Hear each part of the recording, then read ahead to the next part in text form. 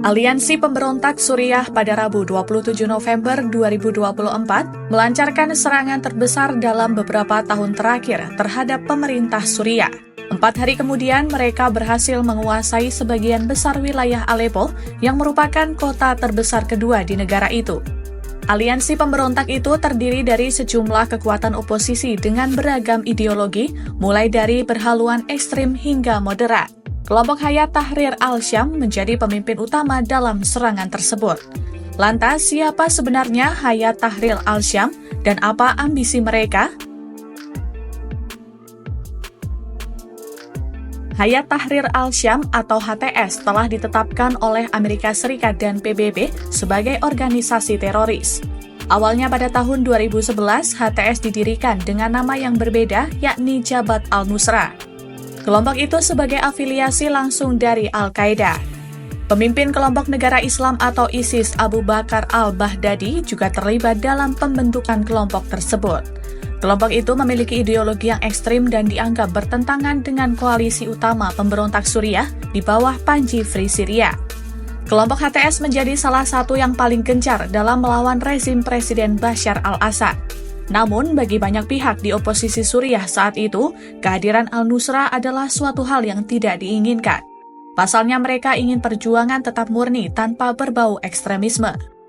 Abu Muhammad al-Golani, pemimpin al-Nusra pada tahun 2016, memutuskan hubungan dengan Al-Qaeda dan menjadi penguasa de facto Provinsi Idlib. Ia lalu membubarkan al-Nusra dan mendirikan organisasi yang diberi nama Hayat Tahrir al-Syam atau HTS. Menurut pakar, Golani dan HTS berupaya mengubah diri dan meningkatkan fokus pada pemerintahan sipil di wilayah serta operasi militer. HTS terlihat seperti tentara profesional yang berpakaian rapi dan dilengkapi dengan peralatan. Tepat 8 tahun yang lalu, pada Desember 2016, Aleppo jatuh ke tangan Rusia dan Suriah setelah 4 tahun pertempuran konvensional.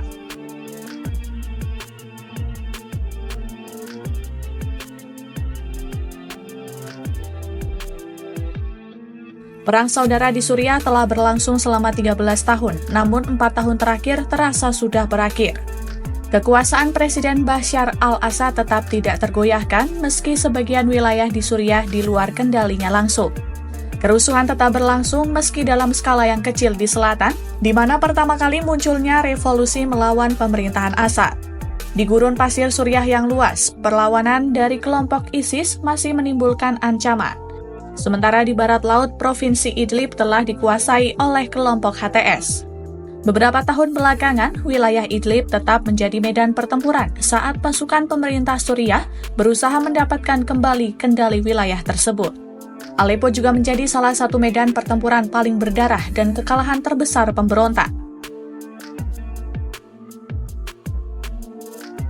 Selama ini, HTS telah membangun basis kekuatannya di Idlib. HTS secara de facto sebagai pemerintahan lokal di Idlib. Kelompok itu juga terlibat dalam pertikaian sengit dengan kelompok lain. Sejak memisahkan diri dari Al-Qaeda, tujuan HTS terbatas pada mendirikan pemerintahan Islam fundamentalis di Suriah, bukan kekhalifahan seperti yang coba dilakukan ISIS tetapi gagal. Sebelumnya mereka tidak menunjukkan tanda akan menghidupkan kembali konflik Suriah dalam skala besar. Namun, situasinya kini tampak berubah. Kelompok itu mulai menunjukkan tanda-tanda bahwa mereka berniat untuk memperluas konflik di Suriah dan menantang kekuasaan Assad.